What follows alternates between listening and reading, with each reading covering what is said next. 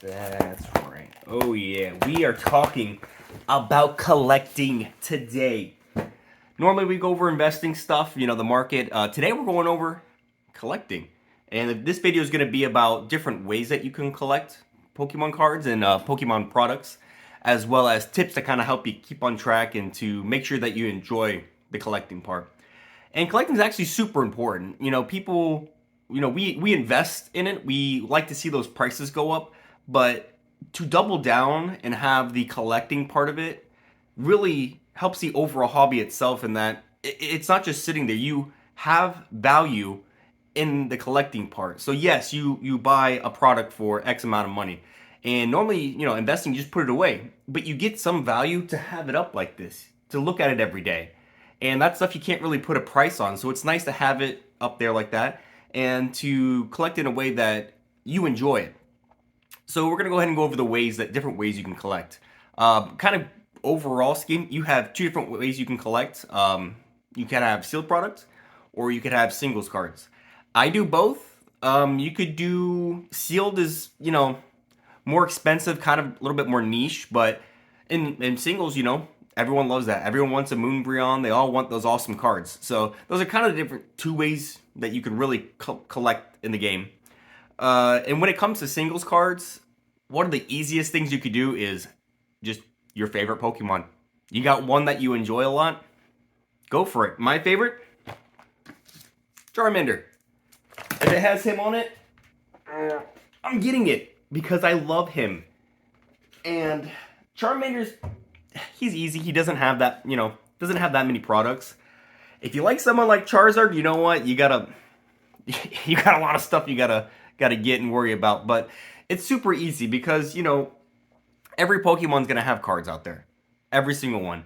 And if you have one that you would like, it just makes it that much more enjoyable to look at them. It doesn't even have to be rare cards. I mean, again, this a shiny, $10. I mean, and if you really wanted to, just get the card.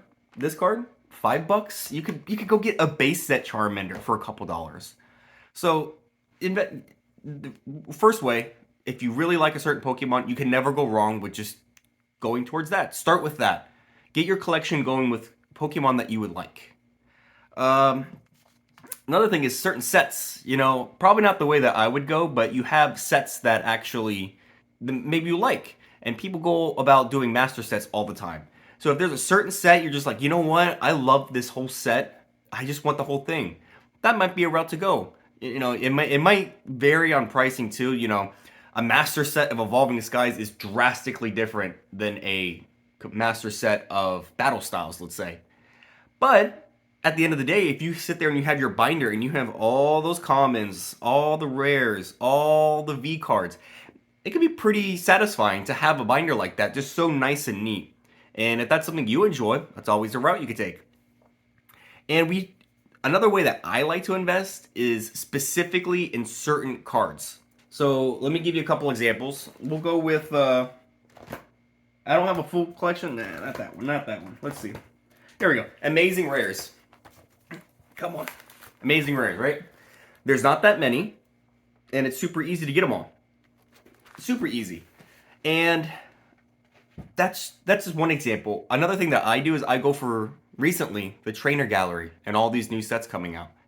And I don't go for the big ones, right? I don't go for the Vs, the VMAXs, even the trainer cards. I go for just the yellowback ones. The super simple ones. Besides Lost Origin that came out with the Charizard and Pikachu, those were going for like, at most, $3. That's pretty easy. And it's pretty nice to have like a full sheet of just Trainer Gallery cards going through there.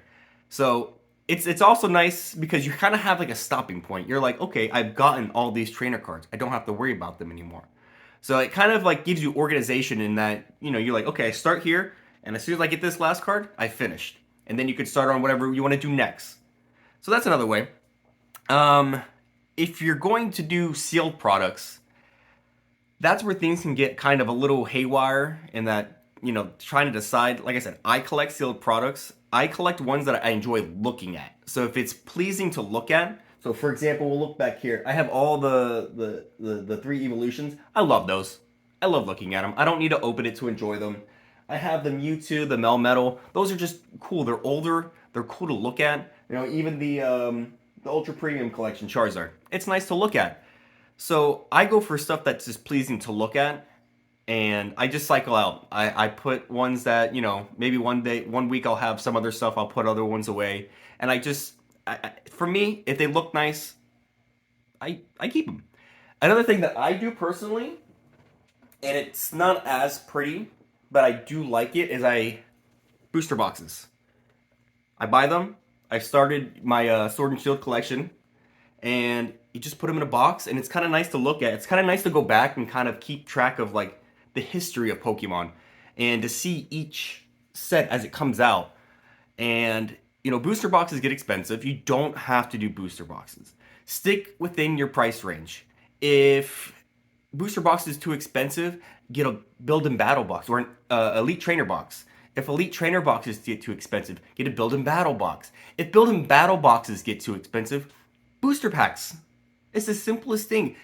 If you one booster pack, you know, can range from $2.50 to $4. I mean, that's pretty easy to collect. And you know, you can either collect an art set, which are pretty cool. You know, it's usually 4 booster packs, and it has each Pokemon from that set. That's the main ones. Or you could just collect one if you just want one. There's always something that you could do within your price range that you can collect.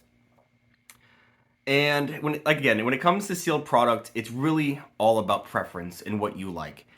If you know, like I said, I like it. I just like to see it. I like to look at them. And the booster boxes, I think in time I'll have a nice like wall. It'll be kind of cool to see just all the booster boxes from the eras. So that's all up on you. It's probably the harder way to collect because it's usually more expensive, because even the cheaper products are, you know, $5-6, but you can get cards for significantly cheaper. So those are kind of like your avenues and different ways you can collect. So let me give you a couple tips to help you with this.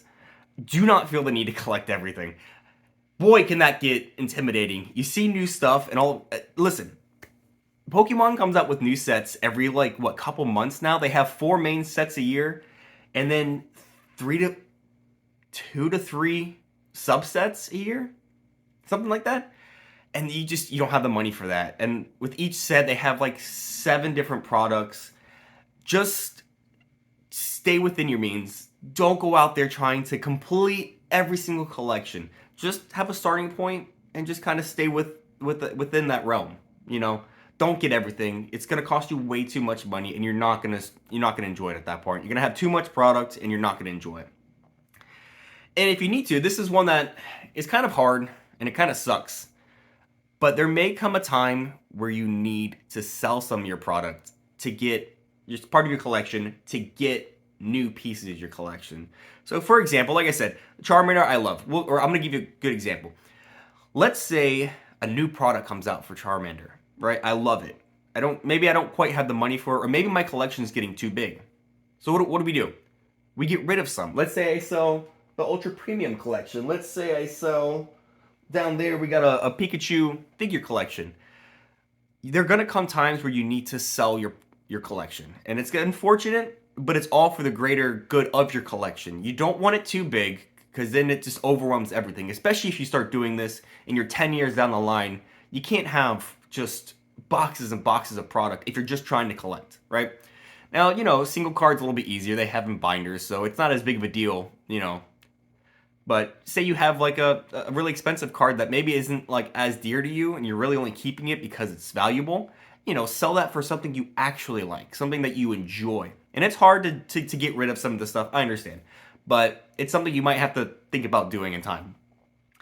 And last but not least, have fun. If you don't have fun collecting this, just don't do it. Don't collect it if you don't enjoy it. You know, at the end of it's a hobby. This is a hobby. I love this. I love this stuff. I look at it every day and it brings me joy. And that's so important because it's a hobby. Again, it's a hobby. It's something that we do to enjoy life, to really kind of not give purpose, but it's something to kind of keep us going, to brighten our days, and you have to enjoy it. You know, if it starts getting to the point where it's becoming a job now to have to look at this product, you get stressed over this other product or card that's so expensive that you can't have.